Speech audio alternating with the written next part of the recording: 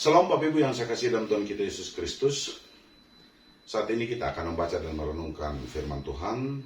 Tapi sebelumnya saya mengajak kita semua untuk berdoa. Kita berdoa. Bapa dalam surga, kami bersyukur oleh karena Engkau adalah Tuhan dan pemilik atas hidup kami. Kami bersyukur kalau dalam segala sesuatu Engkau turut bekerja untuk mendatangkan kebaikan bagi setiap kami yang percaya dalam nama-Mu. Kami bersyukur untuk kebersamaan bersama dengan Engkau, pemeliharaanmu. Kami bersyukur untuk seluruh karya dahsyat yang Kau kerjakan dan sempurna dalam hidup kami.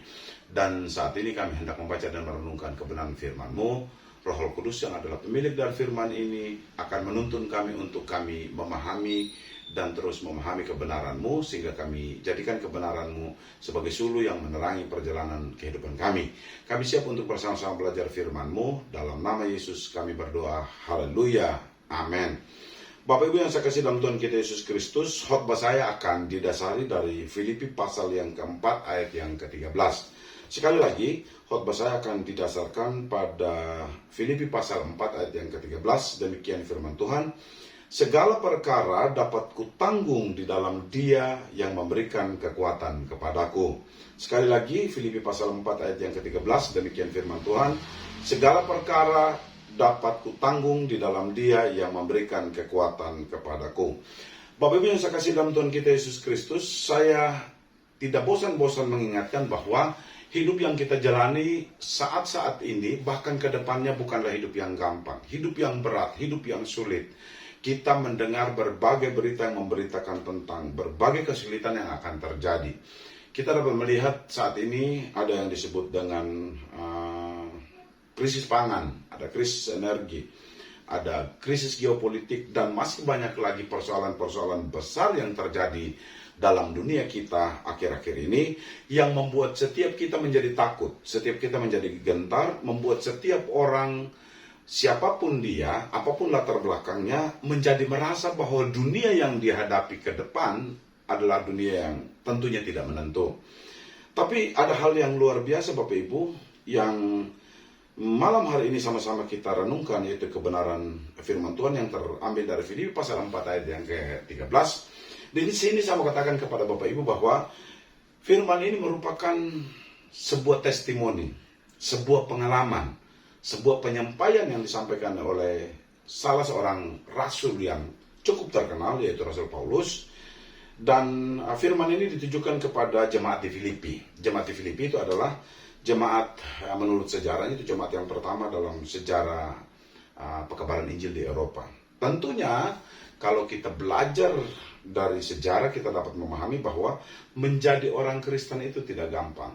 Menjadi orang Kristen itu penuh tantangan, apalagi bagi mereka orang Kristen mula-mula.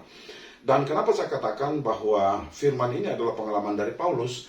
Kita tahu sejak awal kita mengenal Paulus, dia adalah orang yang benar-benar menantang Kristus, menantang pengikut Kristus. Bahkan niatnya dia adalah untuk membunuh seluruh pengikut Kristus. Tetapi begitu kuasa Tuhan menjamah dia dan mengubah orientasinya yang tadi tidak mengasihi Kristus, berubah menjadi sangat-sangat dan teramat mengasihi Kristus, kehidupannya pun terbalik. Yang tadinya dia boleh petantang-petenteng, yang tadinya dengan segala kegarangannya dia dan segala keberaniannya dia untuk ingin memusnahkan orang Kristen, tapi sekarang terbalik posisinya. Dia adalah seorang Kristen, seorang pengikut Kristus yang luar biasa. Dia bahkan menjadi seorang rasul Kristus yang memberitakan Injil di mana-mana. Tentu kehidupannya berubah, kehidupannya terbalik. Yang tadinya dia bisa dengan garang karena memang dia didukung oleh pemerintah setempat, didukung oleh pemerintahan penguasa Romawi pada saat itu untuk memberantas kekristenan. Sekarang dia menjadi musuh kawan-kawan sebelumnya. Dia dipenjara karena Kristus. Dia dicambuk karena Kristus. Dia dibenci dan dimusuhi karena Kristus. Dia diperlakukan tidak adil karena Kristus. Dia mendapat berbagai-bagai cobaan, berbagai-bagai tantangan, berbagai-bagai persoalan akibat dia percaya pada Kristus. Artinya, sebelum dia percaya Kristus, dia boleh bebas untuk melakukan aksinya, tetapi ketika dia percaya Kristus, ada banyak tantangan yang dia harus hadapi. Bapak Ibu, tentunya kita bertanya, kok dia sebagai seorang yang mengikuti Kristus seperti itu? Kenapa dia tidak diberkati? Kenapa dia tidak dengan luar biasa menikmati berkatnya? Atau kenapa Tuhan tidak mengangkat berbagai persoalan yang dihadapi? Ternyata menurut Rasul Paulus, Bapak Ibu, bahwa orang Kristen itu bukan orang gampangan, bukan orang yang mudah, bukan orang, kita tidak seperti kerupuk yang gampang lanut karena air. Menurut Paulus itu bahwa menjadi orang Kristen itu adalah harus seperti karang yang teguh, kuat diterpa oleh ombak, dihantam dari berbagai sisi, dia tetap teguh di sana, dia tetap berdiri teguh di sana. Itulah sebabnya kita tentu bertanya, apa sih yang membuat Paulus sangat kuat? Apa sih yang membuat Paulus itu mampu menghadapi berbagai tantangan, mampu menghadapi berbagai persoalan? Ternyata jawabannya dari kesaksian Paulus kepada jemaat di Filipi ini. Kalimatnya luar biasa. Segala perkara dapat kutanggung di dalam Dia yang memberikan kekuatan kepadaku. Bapak Ibu, kalau kita baca kalimat ini menurut saya sungguh luar biasa. Segala perkara tanpa terkecuali, besar atau kecil bagi Paulus itu bukan masalah, berat atau ringan bagi Paulus itu bukan masalah. Apapun yang terjadi yang menjadi tantangan, cobaan, persoalan yang terjadi dalam hidupnya, bagi Paulus itu bukan masalah. Kenapa? Karena bagi Paulus, dia mampu untuk menanggungnya. Itu yang luar biasa. Dia mampu untuk menanggungnya. Ada banyak dari sekian banyak orang di sekitar kita, baik mereka yang percaya Tuhan dan tidak percaya Tuhan, begitu terkena masalah rapuh, begitu terkena masalah marah, begitu terkena pencobaan ngambek ke Tuhan, begitu terjadi persoalan dalam hidupnya, mereka meninggalkan Tuhan. Tapi Paulus berkata begini, aku dapat menanggungnya. Jadi pertanyaannya sekarang adalah, kekuatan apa yang membuat Paulus mampu menanggung segala perkara? Ternyata jawabannya, dia tidak menanggung karena kekuatannya sendiri, karena kemampuannya sendiri, tapi dia dapat menanggung karena Kristus yang memberi kekuatan kepadanya, karena Yesus yang dia percaya memberi kekuatan kepadanya, karena Yesus yang adalah Tuhan, Tuhan dan pemilik hidupnya memberi kekuatan kepadanya. Artinya Paulus tidak melihat masalahnya, Paulus tidak melihat cobaannya, Paulus tidak melihat persoalannya, tapi dalam segala sesuatu yang terjadi dalam hidupnya, dalam segala sesuatu yang dialami, dia melihat Kristus dalam setiap perjalanan hidupnya. Itulah sebabnya Paulus bilang begini, segala perkara dapat kutanggung di dalam Dia yang memberikan kekuatan kepadaku.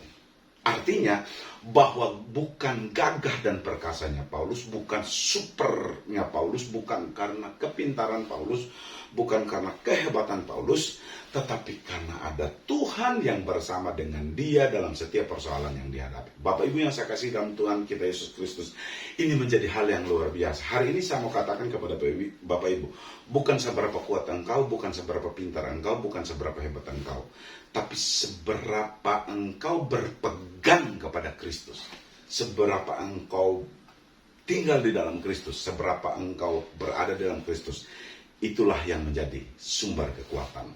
Masalahmu boleh terjadi, pencobaan boleh terjadi, persoalan boleh terjadi, berbagai hal boleh terjadi, tetapi dalam Kristus, kata Paulus, aku sanggup untuk menanggung segala perkara di dalam Kristus. Bapak Ibu, saya tidak tahu apa menjadi pergumulanmu, apa menjadi persoalanmu, apa yang saat ini sedang terjadi dalam hidupmu. Satu hal yang saya mau katakan kepada Bapak Ibu, bahwa berjalan bersama dengan Tuhan, ada kekuatan dahsyat sedang bersama dengan engkau. Berjalan bersama dengan Tuhan, ada kekuatan yang tak terhingga bersama dengan engkau. Berjalan bersama dengan Tuhan, engkau berada pada puncak kekuatan. Persoalan tidak dapat mengalahkan engkau, pencobaan tidak dapat mengalahkan engkau, situasi hidupmu tidak dapat mengalahkan engkau, bahkan iblis tidak dapat mengalahkan engkau. Oleh karena Kristus yang berada di dalam engkau menjadi sumber kekuatan yang tak terhingga, yang membuat engkau berdiri teguh dan tidak goyah. Oleh karena mujizat Kristus bersama dengan engkau, oleh bilur-bilur darah Kristus bersama dengan engkau, oleh kekuatan Kristus yang tak terhingga bersama dengan engkau.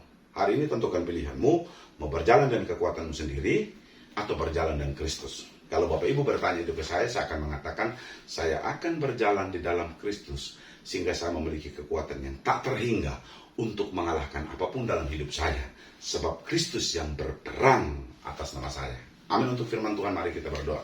Bapa dalam surga, Engkau telah memperdengarkan suara kebenaran-Mu. Kami berdoa, berikan kekuatan kepada kami untuk berjalan dalam kebenaran-Mu. Berikan kemampuan kepada kami untuk hidup dalam kebenaran-Mu. Berikan kepada kami kedahsyatan yang di dalam Kristus itu, supaya kami boleh berdiri teguh dan tidak goyah.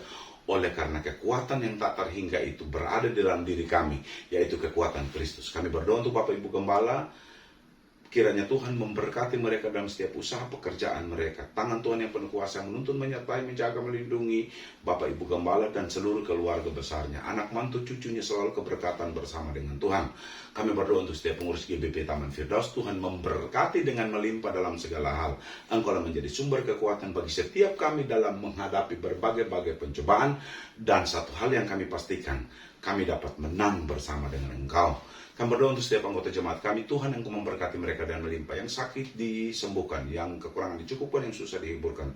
Tangan-Mu yang penuh kuasa dan perkasa telah menuntun, menyertai, sehingga kami boleh menjadi luar biasa oleh karena keluar biasaan-Mu, kuat oleh karena kekuatan-Mu, dahsyat oleh karena kedahsyatan-Mu bersama dengan kami.